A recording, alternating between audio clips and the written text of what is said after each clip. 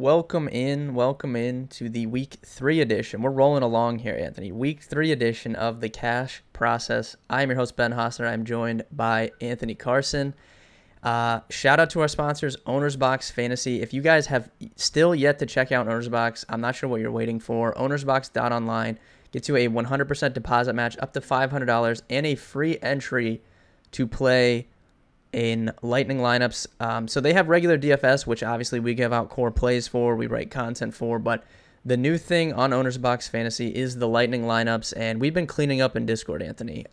Travis actually made a video, which you can see right here on our YouTube channel, how Travis he... is going to get banned soon. He's going to get banned. And I've said this. Like $20,000. It's insane. It is insane. And I've said this countless times on various podcasts, but if Travis is cleaning up, then anyone watching this can win like serious money. Yeah. He won nine. It's a compliment, though. I mean, at the end of the day, he figures out, and a lot of these other guys will tail him and other guys in Discord, but Jock Market, OwnersBox, like the things that aren't as widely known yet, right? Just like we said about Prize Picks years ago, these are the websites and the platforms that you want to be playing on. Like, honest to God, like if you're really trying to make $500, you should hop on there because you can grind your way to make $500,000. You want to put $1 in and win 1 million. Well, you might look at some other platforms, but they also have those tournaments as well, to Ben's point. Go ahead, Ben.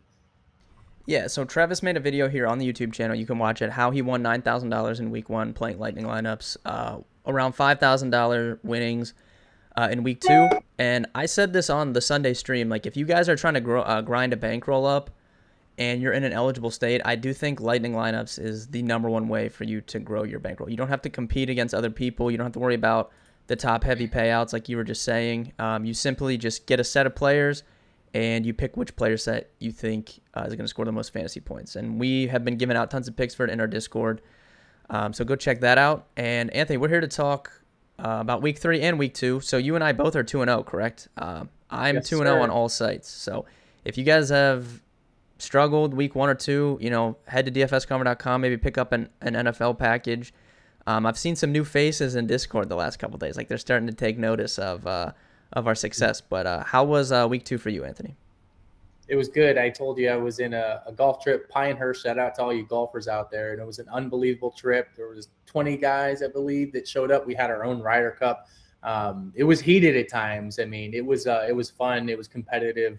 I had a blast. But also, like I tell Ben, I mean, I'm sweating DFS, right? And honest to God, like, yes, of course, I'm going to be biased, but it's unbelievable, like where our brand and company has come in the last, 6.5, 7 years now, where I didn't really have much time at all to do any research, Ben. As you know, I mentioned in Discord chat to all you guys, it's kind of asking some questions. So that's a tool that I like to use that a lot of our prospective customers are finding out, like, oh, hey, I can hop in chat, talk to the guys and kind of figure things out quickly. But, just again, quickly going through betkarma.com where I'm looking through all the live odds, the trends movement, and some of the prop stuff. And then I'm going to checking our core plays, our final thoughts, because I was down there on Sunday. Like, I really didn't have much time to research other than I had about an hour and a half, 2 hours to myself late Saturday night. I'm going through your final thoughts. I'm going through everybody's content on the website. Like I said, just kind of chatting with you guys as well. And then looking at our projections portal, which is what you can all access behind the paywall. Just subscribe. It's literally like $1 a day, guys. Like we provide all this unique stuff and helpful tools to help you build your bankroll and also have some fun with it. So I was able to, construct a good, few lineups and on all platforms. And yeah, man, I had a really profitable day. It was really good on FanDuel, especially early on. And then, as you know, like there was some late scoring and some of those big comeback wins. But again, still profitable on all sites. Had an okay day betting, not as good as last week. I essentially almost broke even. So I'm happy with that, not a loss there. Props were good as well. But how about you, Ben? I know you've been dominating. I mean, you did this, I remember 2 years ago, you went on an unbelievable streak. I mean, I don't know if you can match those years, but here you are again in 2022 doing what you normally do for NFL. I highly advise you guys tailing Ben's core. And even if you don't want to, you're going to want to see what his brain is on. That's what I like to do a lot of. Like, I don't necessarily always have to tail these cores, but I like to see what the guy who's in the trenches studying, what he's doing. That's why I would subscribe.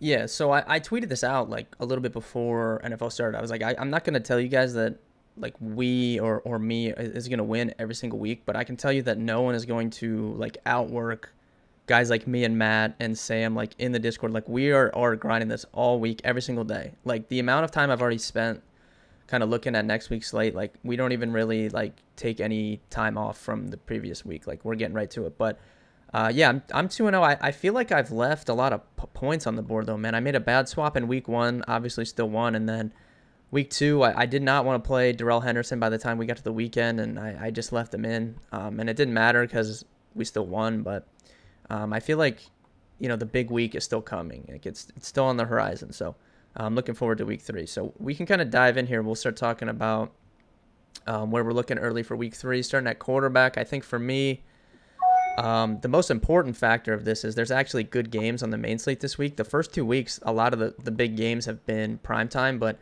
there's a couple really good over-unders on this week's slate. I mean, Chiefs-Colts is 52, 53.5 for Bills-Dolphins, 53.5 for Lions-Vikings, and there's a couple other solid ones as well, almost 50 for Rams-Cardinals. So there's actually some good games on this week's slate. I think at quarterback, last week we kind of fell into that trap of saving. Like, obviously, last week when we did this video, like we were like, oh, it's a slam dunk, just play Trey Lance. He's only 5,700. Neither of us ended up playing him. Because there was so much value on the slate. Like we just played Derek Carr because we were playing Devontae Adams, which that's not really a move you and I make either. Like we typically go with like these rushing quarterbacks. So Derek Carr is not a guy that we normally play, but I think for this week, like Jalen Hurts obviously sticks out at 7,600. He's like a little bit cheaper than Josh Allen and Lamar, and I think he has, you know, pretty much the same ceiling. Everyone obviously just watched what he did last night against the Vikings. So I think Hurts sticks out to me as the top if you're spending up. Do you prefer like Allen or Lamar? But I think it's probably Hurts, right, if you're going up there. Yeah, I mean, and again, what I'm about to say has nothing to do with his talent and what he did last week and everything, but it's an absolute full fade on Lamar for me, and it's not even a question. I mean, coming off a game like that, an away game in New England, like, listen, like the Patriots, it's Bill, right? Like I could see him at least scheming him not out of the game, but I want to take a look at, you know, a couple of these other quarterbacks. So Lamar, I'm crossing off because, like you always say, Ben, we can't play everybody, right? Even in 3 max entry, will I get exposure? I don't know. I mean, it's probably Hurts. Hurts is probably going to be the chalk if I had to guess. I mean, just kind of looking down the board right now, Derek Carr's price kind of sticks out again. I mean, I just hate him because he's so boring. There's absolutely no rushing upside at all. I mean, Tennessee is not a great environment. I thought I would at least bring that up, but yeah, I think right now you're going to like almost have to get exposure to a Hurts or an Allen in specific, or, you know, I guess, is there anyone else you're looking at that you would pay down with this week? I mean, Sir Jameis is 5,200. I just feel like he's chucking the ball all over the yard, because where I'm going with this, Ben, is, and again, this is why we need to check the content later in the week and talk to us in Discord. I want to play a lot of high-end wide receivers this week in specific. I mean, I feel like we're trending that way in a lot of weeks, but I don't know if I'm going to have money for Hurts and Allen. That's why I'm kind of like trying to lead you down this water hole. Is there anybody else that I should be looking at lower priced quarterbacks? Yeah, I think, yeah, so obviously you and I were just talking about projections and stuff. Like, I feel really good about Sam's projections. He's put a lot of work into that. It's the main projections that obviously we use every single week, and you can access those on the website with your NFL package. I think that later in the week, I think Derek Carr again is going to project well. He's 5,900. I don't think I want to play him in cash again over getting up to like Hurts, but we'll have to wait and see like how value and stuff works out. So last week was kind of like the reverse of week 1. So typically in week 1, like there's so much value because they released the salaries early, but there really wasn't that much. Like there was like weirdly no injuries, but then last week we had all these late injuries, right? Pittman and Rondale Moore and stuff. Like the Cardinals pricing wasn't caught up, so it was like really easy to just build whatever kind of lineup you wanted. We'll wait and see if that happens again this week. So I don't know if I want to go down to Carr, but I think of the sub 6K guys, I think Carr's probably gonna project the best. The Raiders have actually been throwing the ball a lot, which I was kind of surprised. I didn't really know what Josh McDaniels was going to do with that offense, but they've thrown the ball a lot. So I think he'll probably project well. Maybe not for cash, but I'm definitely going to have some interesting Kirk Cousins against the Lions. Really good matchup indoors this time. Don't have to worry about outside. And everyone just watched him be terrible on Monday Night Football. So people won't want to play him, but 6,700 for tournaments, I'm definitely going to be on some Kirk Cousins this week. Yeah, you kind of stole my thunder there. I was going to interject with a little 3 max entry kind of game theory approach, or, even on OwnersBox, right? Like, again, I like OwnersBox because I feel like I can hedge things there that I'm not doing elsewhere as well. That's a tactic that I highly recommend. If you're playing FanDuel and DraftKings, like, you can do things on OwnersBox where in the event that you feel like you're not weighted on a certain game or team or player, you can kind of hedge that on OwnersBox. That's something I've actually enjoyed doing so far. And I'm very upset that in my state, I can't do lightning lineups because I feel like those were the prize picks monkey knife fight early days. Like, I don't want to call it free money, but there's a lot of money to be made. And as soon as that is legal, I am going to be attacking that here in the state of Ohio. But you stole the thunder from me. I was going to talk about Kirk, but you already did. That game's going to be amazing for fantasy. It's crazy that we're continuing to see the Detroit Lions games as amazing for fantasy. Yeah, dude, the Lions are back, dude. I like this Lions team, man. I really do. I actually shout out to former NASCAR Dave, good old friend of ours. Me and him were DMing each other like 3 weeks ago about something random, maybe a month and a half ago, and I told him, like, dude, I gotta admit, the Lions, man, I'm all in for at least fantasy purposes. Like, they're probably not going to win anything, but I do think it's intriguing. So, yeah, with that being said, before we pivot, let's not forget about one thing. We talked about a lot of quarterbacks. Heck, I even think Carson Wentz is interesting in that game environment. But Ben, we talked about a handful of quarterbacks and no Patrick Mahomes. I just want to point that out for 3 max entry GBPs. In the event that somehow, some way, you get to Friday and Saturday and Mahomes is somehow not one of all these quarterbacks, because Herbert's in a good spot too. I mean, people will go back to Kyle Murray this week. There's so many good options, but I remember last year, because Mahomes was always the most expensive like he is now, he'd be 3% owned. So it's just something to think about, right? Indoor game totals at 50 against the Colts. So I do think that's intriguing. All right, let's go to running back. Yeah, so you and I were kind of talking about it before we started this, but once again, running back it doesn't look great to me. I mean, I think, if you want to get up to the CMCs and Jonathan Taylors, I think that's fine. But last week, I kind of highlighted it in my article. If you guys read that, dfscover.com, that's free every week. And then in Final Thoughts again as well. But it seemed to me that the cash game pool at running back was Fournette, Joe Mixon, Saquon Barkley. Those were like the 68 to 75K guys. And then Daryl Henderson, who was like a little bit cheaper. And then CMC and Taylor, that was like spend up to be a little bit contrarian. And I think that might end up happening again this week. We'll wait and see about value. But I think Leonard Fournette at 6,500 sticks out. I know, like, hopefully they get their left tackle back, the Bucs, this week, because they were just in shambles on the offensive line last week. But hopefully he comes back. It's still not going to be a fully healthy offensive line, but with their line being so bad, they've just been pounding the ball on the ground. Like, they're not even barely throwing. And I mean, Fournette is getting all the work. Like, clearly his injury or whatever that kept him out of practice a couple of days last week, that wasn't a factor, because they did not take him off the field. They gave him pretty much all the touches. So I think 6,500 for Fournette is definitely going to be, like, he's going to project well, and he's going to be owned, I would assume. And then the other guy, I mean, I think Joe Mixon at 76 is fine. I know they're on the road, but he's gotten a really good role, and you would assume that, like, one of these games, like, the Bengals are going to win, right? I mean, two losses, yeah. 2 bad losses in a row for the Bengals, but I'll still include Joe Mixon there. But then the other guy that I think sticks out, this is gross, but the Bears are home favorites against the Texans. David Montgomery is 5,900. I know they've been mixing Khalil Herbert in, but I mean, David Montgomery just ran for over 100 yards on Sunday Night Football. He's going to get the ball, and typically, like, we haven't seen the Bears been good at all this year, but typically last year when they won, like, they just fed David Montgomery. And I know it's like a different coaching staff, but 5,900 as a home favorite against the Texans definitely is a little bit interesting for, like, a cheaper running back. Yeah, no, I agree. A lot of good points there. Touchdown Lenny decided to tweet. I don't know if you saw that yesterday. Did you see that? Yeah, and we get the narrative that he said touchdowns are coming. Yes, for sure. So that's I'm highly intrigued. He's one of my highest exposures in season-long fantasy, so I like him 6,500. I mean, I don't know, Ben, if you want to add a quick 2 cents, I don't really know much about the Green Bay front seven right now, but I feel like he's just getting so many touches. Who cares? I am surprised that Lenny is not getting as many pass targets so far to start the season. That's been a little bit surprising. I think he's only got like 3 or 4 catches on the year. But that could change. He could have 6 catches this week. So I think I'm going to I will lock say in. Fournette actually has a higher opportunity rating right now than McCaffrey does after 2 weeks. I'm sure Lenny, in this price point on this slate, probably is going to be chalked by the end of the week. But it's, Tuesday morning here, and I'm locking him in. I mean, I'm not coming off Lenny. I'm playing Lenny, Ben. You're playing Lenny. I really like that play. So I wanted to just hammer that home. And to your point, it's not that I don't like all these other guys. I love Mixon. I love CMC. I love Dalvin Cook. I love a lot of these guys historically. JT, even JT's priced now at 9,000.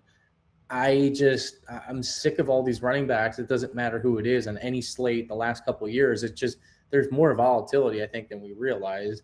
I hate saying it. I know you're going to disagree, but I am taking a look at Daryl Henderson at 5,700 because, look, at the end of the day, he's going to get 12 to 13 touches. I know he is. I know Akers is creeping back in, but he's going to get enough touches for me, and he's going to have a couple pass catches. Maybe he binks in end zone, but at 5,700, like I need salary this week for some wide receivers if possible. So like I have to pay down. And honestly, frankly, I hope there's even cheaper options. Like I don't know if Connor's going to be out this week or whatnot, but I mean, is Daryl Williams in play? I mean, I don't even trust that situation. Yeah, I didn't bring that up. So we'll wait and see. A lot of people, like best ball people and like season long people, like really excited about Benjamin, but when he went out of that game, like it was a pretty even split between Williams and Benjamin. So I don't think there would be like a standout like must play, but that's something we'll dive in like later on in the week if it actually looks like he might miss the game. At the end of the day, I do think Henderson's a good play this week, and I know you might have some soft disagreement. Maybe you'll change your mind on that, but it's a high total game. He's coming off and, he's hurting people this week in DFS mindset. A lot of people probably don't want to go back to him. But, I mean, tell me another guy like Josh Jacobs, I guess, at 5,400. He is cheap. I'm not going to lie. I mean, I guess you can make a case for Jamal Williams, too, high-scoring environment. Like, at this point, dude, I feel like we need – at least me, I'm willing to sacrifice my old school thinking of, like, I must have a CMC – and, a Joe Mixon, somebody's guy is going to get everything and like just pay down a little bit and take the volatility and the variance and get the guaranteed receivers. Like some of these weeks I'm going into my main lineup, and it happened last year where I'm like on thin ice with my wide. Just as soon as red zone turns on, I'm like, I lost. Like I'm looking at my wide receivers and I'm like, I know I'm going to lose. Like this guy sucks. He's going to get 3 targets in 1 catch. So I'm trying to avoid that as much as possible this year. Anyone else that you're looking at running back? Yeah, no one else really sticks out.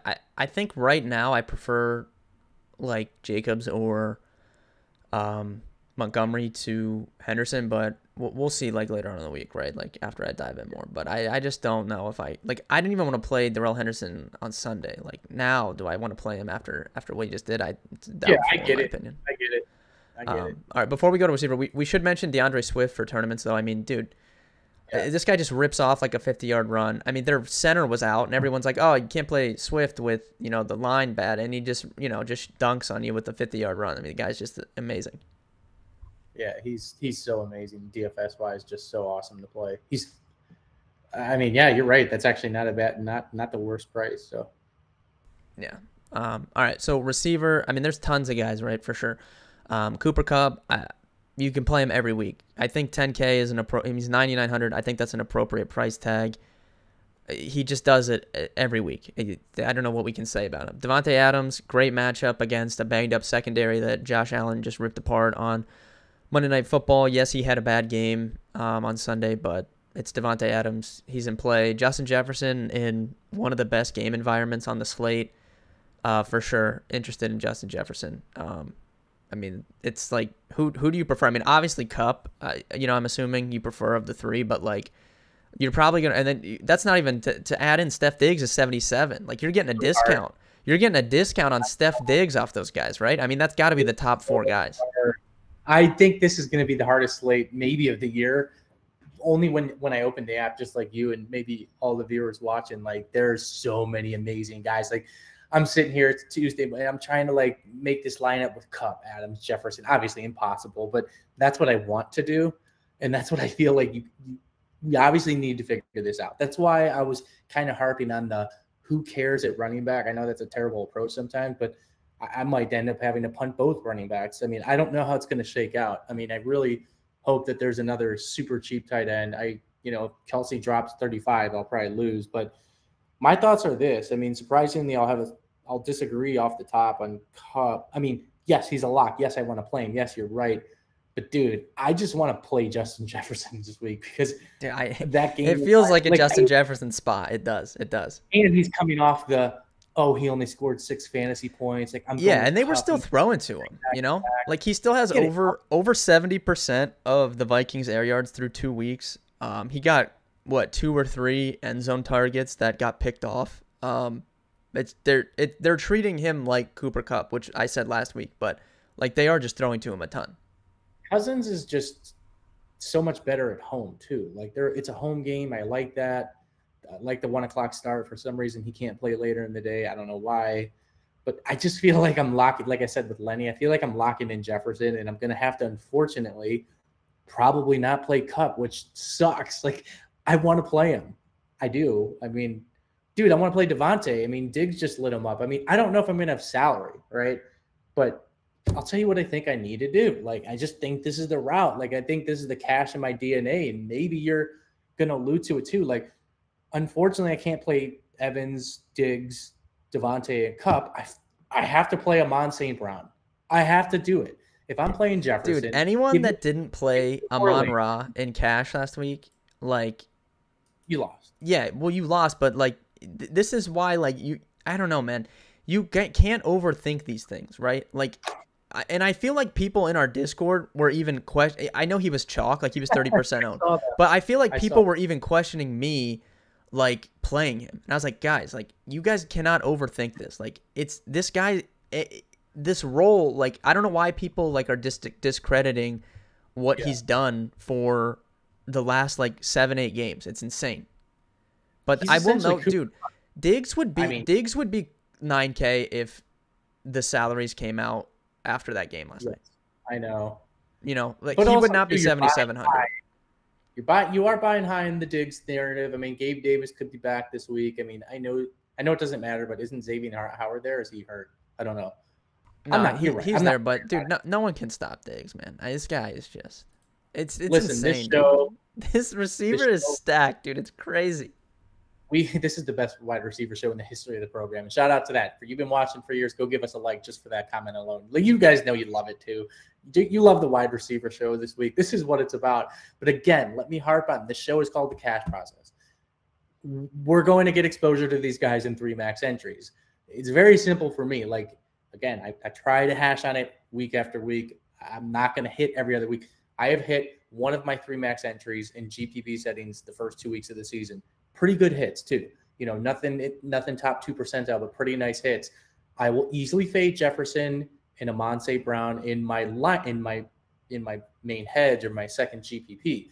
Just get exposure to the other guys, and then you'll be okay for your tournament rosters. But Ben, cash process, the math, the analytics. If we're playing Jefferson, we have to play Brown.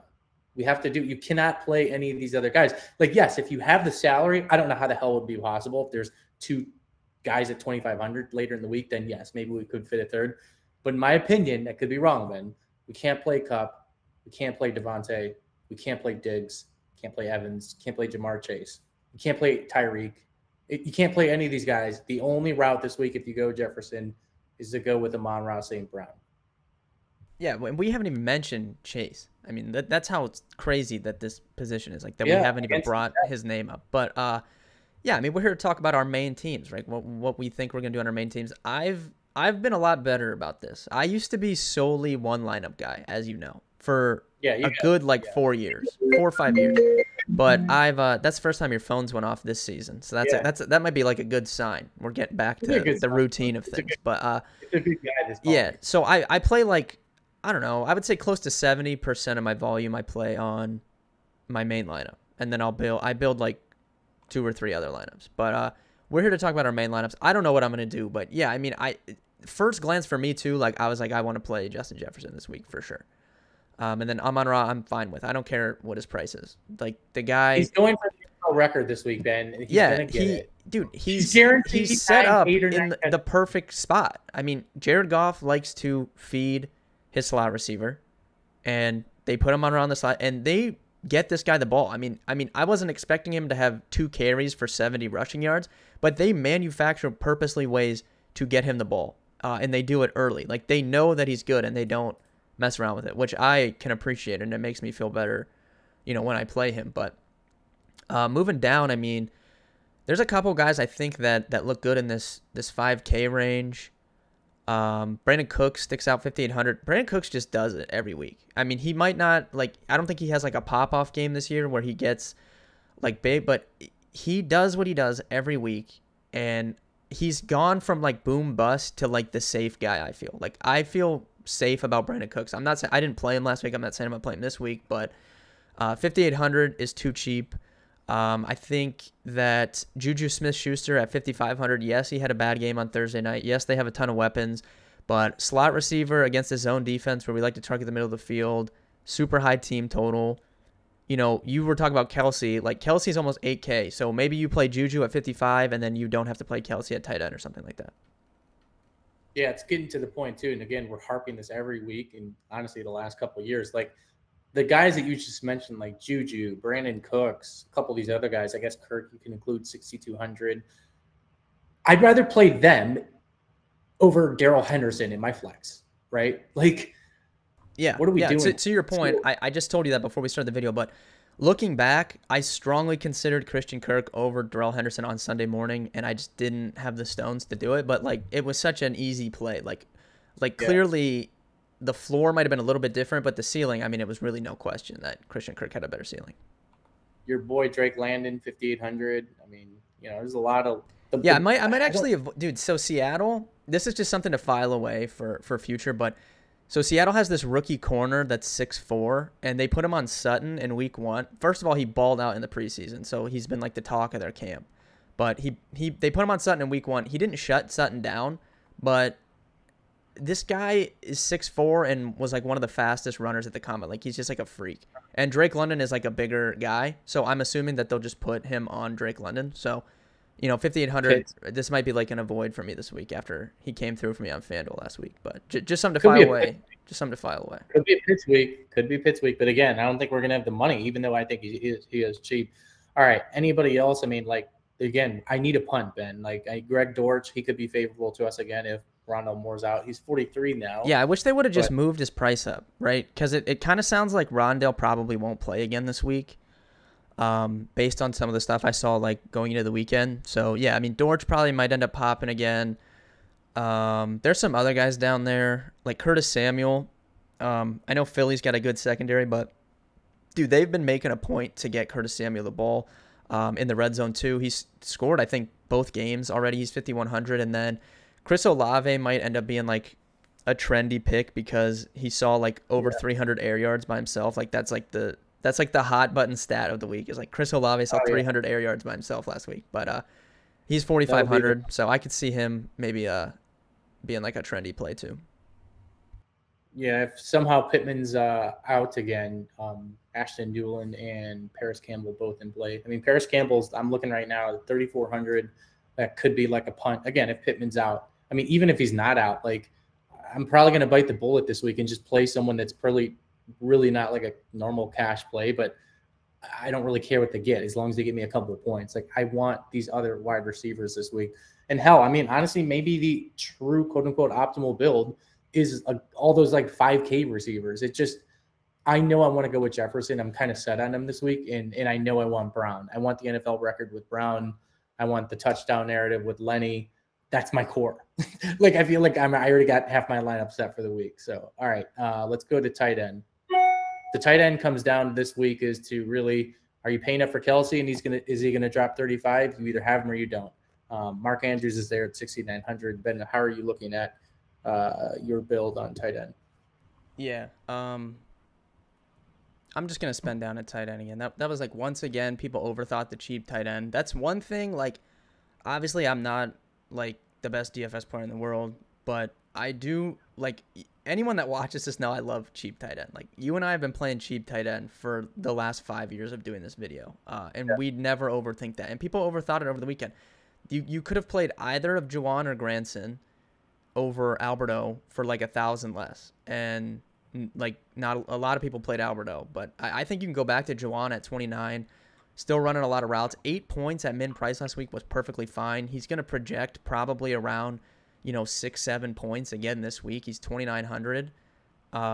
Just sign me back up for Juwan again, and then sticking with that game that we were like Vikings Lions. Irv Smith, I wrote him up in my Monday night article yesterday. I kind of talked about him maybe playing a little bit more because they kind of clearly eased him in that first game. And Johnny Munt still played a decent amount in that game against the Eagles, but Irv Smith obviously caught the touchdown. We know he has like big playability. We know he can get in the end zone. Obviously, good matchup against Detroit, and he's only 3,100. So I think, again, he would be more expensive had he played on like Sunday and did that, what he did on Monday night. So I think Irv Smith and Juwan probably the two guys I like. Yeah, I'll probably take a hard look at Irv Smith, just game environment. I'm not going to be nervous that I'm already playing Jefferson. Other than that, I do think Logan Thomas is interesting at 3,500 in a similar environment that we're already looking to target. Again, I just think it comes down to money, right? Like I want to play Kelsey. I told Ben before the podcast, the weeks that I fade Kelsey and he goes off, which he does normally, then I feel like I lose, but I don't have $7,900 this week. That's just not what I want to do. I do think, like I said earlier about quarterback, I mean, heck, man, if that's how you and I are thinking, Ben, most people that make a lineup or two are thinking the same thing. I need all these receivers. I mean, what if Kelsey does go with 3 touchdowns and 100+ yards? You want that Mahomes stack, something on the Indy side, and you could be cooking, for a GPP line. So that is intriguing. Lastly, I will say Pitts is going to go nuclear one of these weeks, and you might want to buy low sooner than later. 4,800 on a normal week. My God, I feel like he's a lock, especially like in an environment that, I feel like he can succeed against that Seattle scheme. I might get exposure to him in tournaments, and hopefully he turns the corner this week. Yeah, I was losing full at their coach saying that like, oh, like it's not fantasy football. Like we want to win the game, and like this guy has not won a game, so I don't like they're 0-2. So I don't know what that guy was talking about, but Kyle Pitts for sure eventually is gonna have a good game. Like he's gonna score a touchdown eventually for sure. Finishing up at defense, I mean whatever. Like we'll just take like last week was so funny with the Bengals. Like even in large field tournaments, like Bengals like 40% owned. Like just like the dumbest play. Like if you played Bengals in tournaments, like you're like that's just not how you should play. I don't know. I mean, cash obviously it's fine, but I don't know. For tournaments, there was no way I was playing Bengals. I had 0 Bengals in all my tournament rosters. Yeah, it just doesn't make sense. I mean, like I don't even think that like that's higher than I expected. I thought like even like Millie Maker stuff, like I thought maybe they'd be like 25, 30, like 40 is crazy. But I think like, once again, we'll look for cheap. I mean, Patriots, Panthers, stuff like that is fine. Like we'll wait and see. I don't know. I guess maybe Justin Herbert, we'll see if he plays. If he's out, the Jags are cheap and would probably be decently owned at that point. But just save money at defense, I think. That about does it. One final thing that I do want to kind of start mentioning too is like we're doing these pods, and now I'm looking at betkarma.com. Like for the Browns-Steelers game, like all our projections are out for the prop comparison tool and the prop odds and the SPF predictor. So if you guys are playing on Prize Picks or Underdog or Monkey Knife Fight or any of these other sites, like again, just making a prop bet itself, go to betkarma.com, check out props comparison. Again, I'm looking at all the Browns-Steelers props right now, which also helps me think about how I want to build my DFS showdown lineups as well. And you can use that to interpret your lightning lineups on OwnersBox. Anything else you got for us, Ben, before we roll into week 3? No, if you made it this far, be sure to like the video. I think this offer stands, Anthony, right? If we ever get 500 likes on a video, we'll do got close. Yeah, we got close. 500 likes.